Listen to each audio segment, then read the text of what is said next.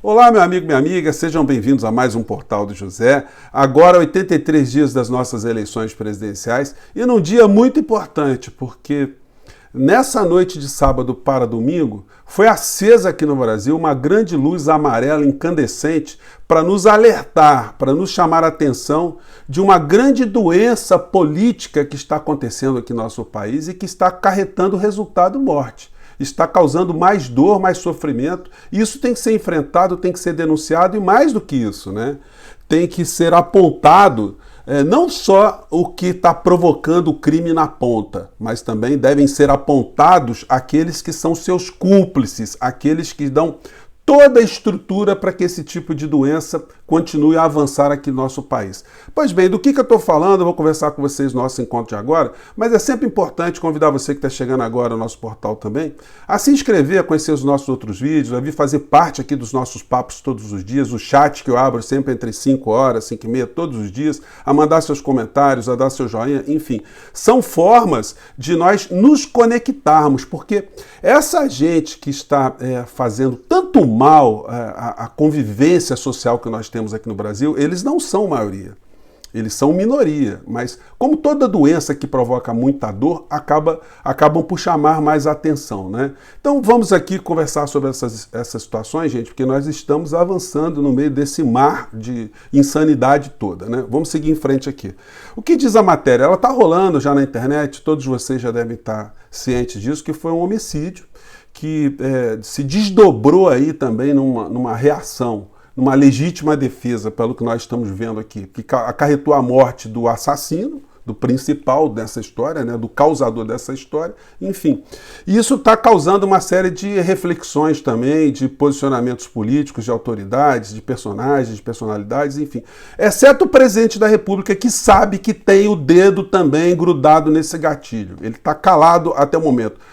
Eu tenho certeza que ele vai acabar se pronunciando sobre esse episódio, vai distorcer esse episódio, ou ele vai comparar, vai querer fazer algum tipo de equivalência com outro tipo de violência para justificar essa situação toda. O que aconteceu, gente? Um guarda municipal, estou lendo aqui o texto do jornal Estado de São Paulo, um guarda municipal de Foz do Iguaçu foi morto a tiros no sábado, durante sua festa de aniversário de 50 anos. Gente, eu vi as fotos, mas ele estava com a filha, com a esposa, a filha pequenininha. Estavam ali no ambiente privado, no ambiente de uma festa de aniversário de alguém que está fazendo 50 anos. Um sobrevivente, né? Que passou por tudo que nós passamos aqui no Brasil, estava ali festejando, enfim. Que tinha decoração com o tema do Partido dos Trabalhadores. Marcelo Arruda era filiado ao PT e foi candidato a vice-prefeito em Foz do Iguaçu nas eleições de 2020. Conforme o boletim de ocorrência registrado na Polícia Civil, o atirador é José da Rocha Guaranho, um agente penitenciário federal e apoiador do presidente Jair Bolsonaro. O fato dele ser apoiador do presidente Bolsonaro, isso está nas redes sociais dele, né? Várias menções que ele era um cristão, a favor de armas, enfim, aquele discurso do Bolsonaro todo. E todos os relatos aí mostram essa insanidade, essa doença. E aí, gente, eu queria chamar a atenção de vocês para o tipo de entendimento que a gente deve ter sobre esse tipo de situação trágica, né? Nós tivemos ali um assassino que causou essa situação, que pelo seu ato totalmente translocado, ele provoca dor e sofrimento nos seus familiares, deixou filho também, com certeza, mãe, enfim. E essas pessoas não têm culpa, né? Como se alguém tivesse sido sequestrado mentalmente para fazer parte de um grupo extremista, um grupo terrorista, uma seita religiosa insana qualquer, dessas que ao final sempre tem algum tipo de suicídio coletivo. Então, as famílias não têm culpa disso, então elas acabam sendo vítimas também de ter tido um filho, de ter tido alguém da sua família sequestrado mentalmente por essa metástase, cujo tumor principal está sentado ali à frente da presidência da República. A linguagem é dura, gente, porque nós estamos vivenciando uma situação muito grave também. E não só é o atirador ali o principal responsável, como eu disse para vocês. Uma vez, fazendo um parênteses aqui, quando tinha programa de rádio aqui no Rio de Janeiro, eu entrevistei o músico Marcelo Yuca, já falecido, infelizmente, que era baterista do Rapa, e num assalto aqui no Rio de Janeiro, ele acabou ficando paraplégico, porque ele sofreu alguns disparos ali. E eu perguntei para ele qual era o sentimento que ele tinha em relação ao atirador. Ele falou, olha, eu ter raiva, ter ódio do atirador em si, não resolve o problema, porque aquele gatilho que disparou aquela bala foi puxado muito tempo antes. Existem outros personagens, outras causas que estão por trás. E eu minimizar essas causas é eu fulanizar, eu personalizar ali apenas naquele ser, aquele pobre diabo ali, o que acabou acontecendo comigo. Então, foi uma reflexão muito bacana, muito profunda de Marcelo Yuca ali, e ela serve para esse episódio. Esse rapaz que entra numa festa gritando é Bolsonaro, e começa a atirar no aniversariante, esse cara está tomado por uma doença que é anterior a esse episódio. E essa doença só está sendo possível de se proliferar aqui no Brasil, de se enraizar, porque existe uma omissão, não está tendo tratamento. Eu tenho denunciado isso aqui sempre com vocês. Na medida que os grandes veículos de comunicação que têm penetração junto à opinião pública do Brasil, formam a opinião pública no Brasil, eles se calam diante dessas distorções que o Bolsonaro tem cometido contra o Brasil o tempo todo, a insanidade moral, a insanidade ética, o ataque à República, o ataque às nossas à nossa Constituição, às nossas instituições, quando há omissão diante de pessoas que estão cometendo crimes, eles vão se fortalecendo, eles vão seguindo por todos os lados. A falta de cobrança ao senhor Augusto Aras, do seu papel constitucional, do seu papel de ser um servil em todas essas situações contra a Constituição, o Supremo Tribunal Federal, o Senado Federal, a Câmara Federal, quando há uma cumplicidade de todos eles, porque estão ganhando todos muito dinheiro, esse gatilho está sendo puxado também pelo senhor Jair Bolsonaro, mas está sendo puxado também por cada membro da família Marinho, dona da Rede Globo de televisão, que tem o controle de uma grande emissora que poderia explicar o que está acontecendo para a nossa sociedade. A família Saad tem lá um dedo nesse gatilho, do Grupo Bandeirantes. O Silvio Santos tem um dedo nesse gatilho. O Edir Macedo, dono do Grupo Record, tem também um dedo nesse gatilho. Todos os grupos que têm ficado silentes em relação ao comportamento do Bolsonaro são cúmplices nesse gatilho também.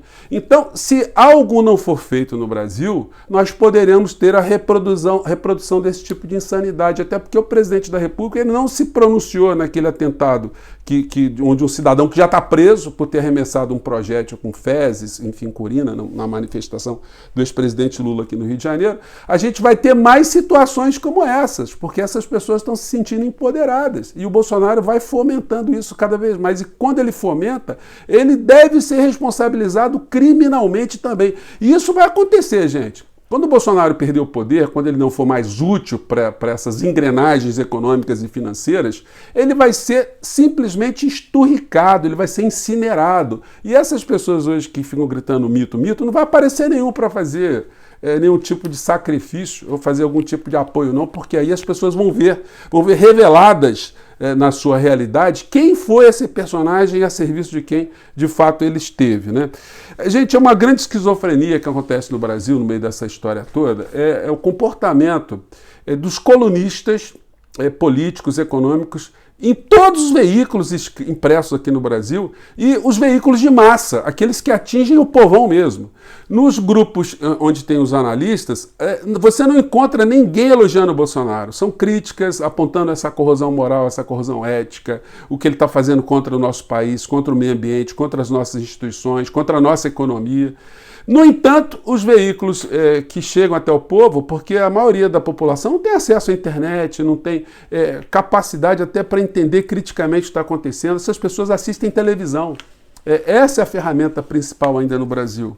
E os colunistas vão fazendo essas abordagens que eu disse para vocês, né? Até aqui a coluna da Miriam Leitão, falando exatamente isso. Bolsonaro arma as bombas fiscais, mostrando que o desastre está acontecendo. A matéria aqui no mesmo caderno diz: carestia atinge os mais pobres e aumenta a fome. Gente, Bolsonaro baixou um decreto aí para que os postos de gasolina mostrem o preço da combustível antes e depois do decreto que ele baixou e também depois da redução de ICMS nos estados, mas ele devia fazer isso também nos supermercados, né, para ver quanto é, para as pessoas verem quanto é que estava o leite quando o Bolsonaro assumiu, quanto é que está o leite agora, quanto é que estava o óleo de soja antes, como é que está depois, como é que estava o gás antes, como é que está o gás depois, como é que está o arroz, o feijão, a carne, o frango, o peixe, a carne suína. Sim, aí seria um comportamento ético com algum tipo de padrão, né? Mas o que o Bolsonaro faz é apenas ter um compromisso com a pilantragem, com a sordidez, sempre para benefício próprio, sobretudo porque ele tem esse grande apoio omissivo de quem tem o dever, ou teria o dever de informar e não informa. E aí a criminalidade, a metástase, né,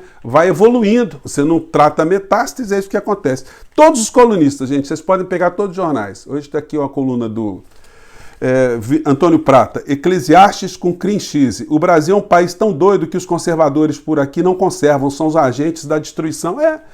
O patrimônio histórico do Brasil, a Biblioteca Nacional, os movimentos, os grupos todos que cuidam de direitos sociais, enfim, estão conservando o quê? Estão destruindo o meio ambiente, as instituições que deveriam preservar, conservar, né? Na verdade, eles só conservam mesmo a pilantragem, a picaretagem, inclusive dentro do meio militar e dentro dos meios religiosos também. Cada vez mais reunindo picaretas, ora eles também se cruzam, né? Você pode ter militar que é picareta e religioso ao mesmo tempo, religioso, militar, pastor, empresário, enfim. Coluna do Jânio de Freitas também, na mesma linha também, criticando também, ouvir a última chamada. Retrocessos são novas realidades e requerem mais do que voto bem pensado.